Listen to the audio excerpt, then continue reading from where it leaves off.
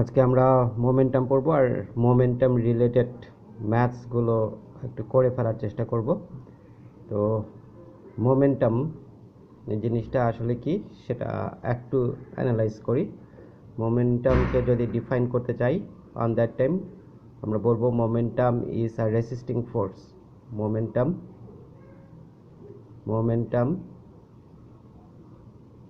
Is a resisting force.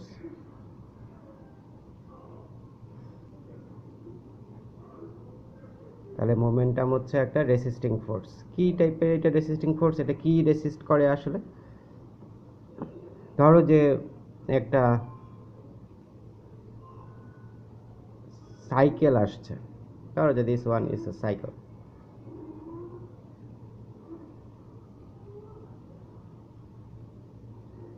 Cycle, একজন মানুষ সাইকেলটা চালায় আসতেছে, ঠিক আছে? তো এইখানটায় যদি একজন পার্সন দাঁড়ায়, তো সে বুঝতে পারতেছে যে সাইকেলটা তার উপর দিয়ে চলে আসবে। সে তখন কি করবে? হাত দিয়ে সে সাইকেলটাকে ঠেকানোর চেষ্টা করবে। এ একটা অ্যাকশন ফোর্স দিচ্ছে। কি ফোর্স দিচ্ছে? Action force. তো এই অ্যাকশন ফোর্সটা দেওয়ার কারণে সাইকেলটা দেখা যাবে যে এই সাইকেল যে চালাচ্ছে সে যদি ব্রেক নাও প্রেস করে, তারপরেও সে তার শক্তি দিয়ে সে সাইকেলটাকে থামিয়ে দিতে পারবে। তো সাইকেলটাকে থামিয়ে দিলেও, ঠিক আছে, সাইকেলটা কিন্তু আর এমনি এমনি থামবে না। এই যেরকম ওর উপরে একটা ফোর্স অ্যাপ্লাই করতেছে, পুরো সাইকেল পার্সন সহ যে সাইকেলটা, সেই সাইকেলটাও তার উপরে একটা ফোর্স অ্যাপ্লাই করবে, এতে করে সে একটু ইনজিউর হতে পারে।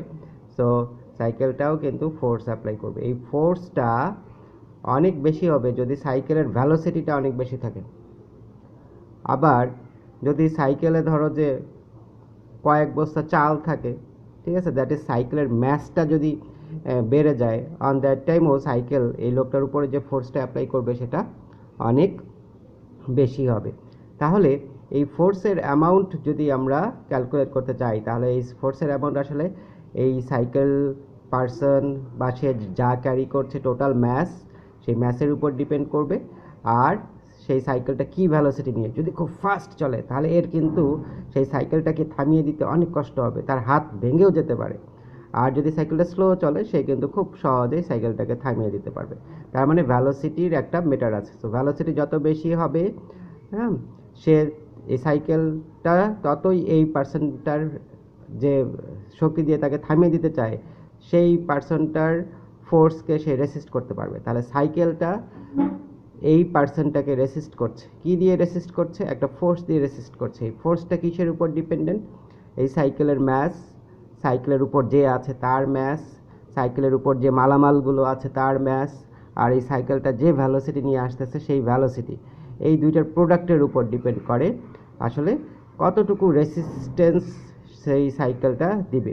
কারণ এ তো থামিয়ে দিতে চেষ্টা করতেছে, তাহলে এ অনেক বেশি রেসিস্ট করবে যাতে সে তাকে থামাতে না পারে। কিন্তু তারপরেও এই যে ম্যাচটা চাইতে, সাধারণভাবে একটা সাইকেলে যদি একজন মানুষই থাকে তাহলে সেই ম্যাচটা খুব একটা বেশি হয় না, আর সাইকেলের ভ্যালোসিটিও খুব একটা বেশি না। সো আমরা পারি একটা সাইকেলকে থামিয়ে দিতে। তাহলে আমরা যে ফোর্সটা দিয়ে সাইকেলকে থামাচ্ছি সেটা হচ্ছে আমাদের অ্যাকশন ফোর্স। সাইকেল যে ফোর্সটা দিয়ে আমাদের এই অ্যাকশন ফোর্সের বিরোধিতা করছে, মানে আমাদের এই অ্যাকশন ফোর্সের অপোজিট ডিরেকশনে সে যে ফোর্সটা অ্যাপ্লাই করছে তার ম্যাস দিয়ে, তার ভ্যালোসিটি দিয়ে, সেই ফোর্সটাকে আমরা বলবো মোমেন্টাম। তাহলে এই মোমেন্টাম যে একটা রেসিস্টিং ফোর্স, সেটা একটা কনসেপশন আমরা পেয়ে গেছি। এই মোমেন্টামকে পি দিয়ে ডিনোট করা হয়, এবং আমরা আগেও শিখেছি P equals MV, that is momentum হচ্ছে ম্যাস অ্যান্ড ভ্যালোসিটির প্রোডাক্ট। তাহলে ম্যাস অ্যান্ড ভ্যালোসিটির প্রোডাক্টকে আমরা কি বলছি? মোমেন্টাম বলছি। তো এক্ষেত্রে ম্যাস যদি বেশি হয় মোমেন্টাম বেড়ে যাবে, ভ্যালোসিটি যদি বেশি হয় তাও মোমেন্টাম বেড়ে যাবে। তাহলে মোমেন্টাম হচ্ছে রেসিস্টিং ফোর্স। তাহলে এই সাইকেলটাকে যখন আমরা থামাতে গিয়েছিলাম, সাইকেলটা সহজে থামেনি, সাইকেলটা রেসিস্ট করেছে, বলেছে আমি থামবো না। তারপরেও সে একটা ফোর্স আমাদের উপর অ্যাপ্লাই করেছে, যদিও আমরা পরে জিতেছি, সাইকেলটাকে থামিয়ে দিয়েছি। কিন্তু চিন্তা করো যে আমরা একটা ট্রাকের সামনে দাঁড়ায় আছি, এটা একটা বড় ট্রাক।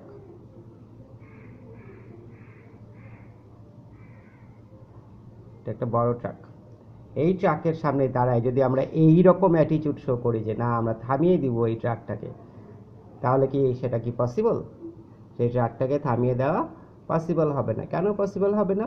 কারণ ট্রাকের ম্যাস অনেক বেশি, ট্রাকটা অনেক বেশি ম্যাস হোল্ড করে।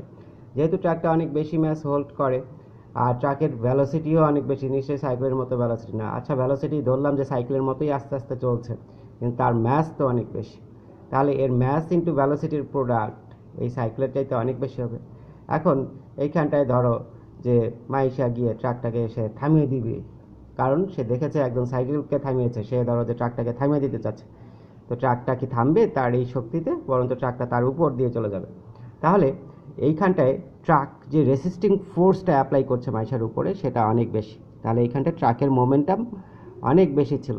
মাইশা যে ফোর্সটুকু এইখানটায় অ্যাপ্লাই করতে চেয়েছিল তার চাইতেও ওর ফোর্স অফ মোমেন্টামটা ট্রাকের অনেক বেশি ছিল দেখে সে মাইশার উপর দিয়ে চলে গেল। তাহলে এখানটায় আমরা বুঝতে পারছি যে যার ম্যাস বেশি তার রেসিস্টিং ফোর্স বেশি, দ্যাট ইজ তার মোমেন্টাম বেশি। যার ভ্যালোসিটি বেশি তার রেসিস্টিং ফোর্স বেশি, দ্যাট ইজ তার মোমেন্টাম বেশি। তাহলে মোমেন্টাম হচ্ছে একটা রেসিস্টিং ফোর্স। যেমন সাইকেলটা আমাদের দেওয়া ফোর্সকে সে রেসিস্ট করেছিল, ট্রাকটা এই মাইশার ফোর্সকে সে রেসিস্ট করলো। তাহলে মোমেন্টাম হচ্ছে একটা রেসিস্টিং ফোর্স, ঠিক আছে? এবং আমরা যদি বলি মোমেন্টাম যদি ফুললি ডিফাইন করতে চাই, আমরা বলবো momentum is a resisting force which is the product of mass and velocity of a moving body. Moving body ছাড়া কারো মোমেন্টাম থাকবে না। সাইকেল যদি চুপচাপ দাঁড়ায় থাকে ওর কোনো মোমেন্টাম নাই, ট্রাক যদি চুপচাপ দাঁড়ায় থাকে তার কোনো মোমেন্টাম নাই। মুভিং বডি ছাড়া কারো মোমেন্টাম থাকবে না, মোমেন্টাম পাওয়া যাবে না। তাহলে আমরা বলবো momentum is a resisting force of a moving body which is the product of mass and velocity of that moving body. তাহলে মোমেন্টাম হচ্ছে একটা মুভিং বডির ম্যাস অ্যান্ড ভ্যালোসিটির প্রোডাক্ট। তো এই মোমেন্টাম শব্দটা আমরা অনেক শুনেছি, সাধারণত যারা ক্রিকেট খেলা দেখো, সো কমেন্টেটরসরা বলে যে Bangladesh team has got the momentum. তো এই তখন তারা কি বোঝাতে চায়? ধরো যে অনেকক্ষণ ধরে বাংলাদেশের যে ব্যাটসম্যানরা এই 1 রান 2 রান করে আউট হয়ে গিয়েছে, ধরো যে 7 জন আউট হয়ে গিয়েছে, তারপরে নাম্বার 8 যে ব্যাটসম্যান সে আসলো, এসে কয়েকটা 6 মারা শুরু করলো, 4 মারা শুরু করলো। তখন কমেন্টেটররা বলে ওঠে Bangladesh team has got the momentum. তার মানে কি বাংলাদেশ রেসিস্ট করা শুরু করেছে। এতক্ষণ বাংলাদেশ ভেঙে পড়েছিল, কিন্তু এখন বাংলাদেশ রেসিস্ট করছে। তাহলে মোমেন্টাম মানেই হচ্ছে একটা রেসিস্টিং ফোর্স। ফিজিক্সের এই ওয়ার্ডটার এই যে মিনিংটা সেটা আমরা দেখো কমেন্টেটরসটা আমরা যখন কমেন্ট করছি সেখানটাও কাজে লাগাচ্ছি। তো সেক্ষেত্রে মোমেন্টামটা একটু পড়ে নেওয়া ভালো, কাজে লাগবে। তাহলে momentum is a resisting force which is the product of mass and velocity of any moving body. ওইটা লিখে রেখি, which is the product of mass and velocity of any moving body। তাহলে যে কোনো মুভিং বডির ম্যাস অ্যান্ড ভ্যালোসিটির যে product সেটাকেই আমরা কি বলবো? মোমেন্টাম বলবো।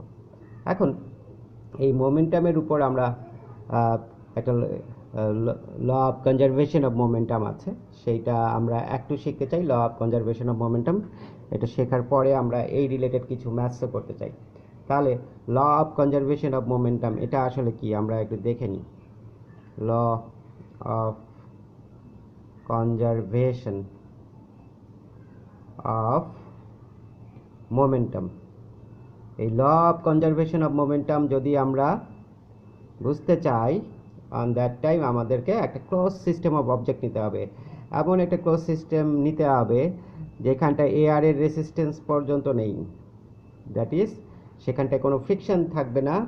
Close system, that is close system of objects মানে যেখানে অবজেক্টসগুলো কোনো ফ্রিকশন পাবে না, যেখানে অবজেক্টগুলো এয়ার রেস্ট্রিকশন পর্যন্ত পাবে না, সেটাই হচ্ছে ক্লোজড সিস্টেম অফ অবজেক্টস। তাহলে একটা ক্লোজড সিস্টেম ফর অবজেক্টস, এটা যদি আমরা একটু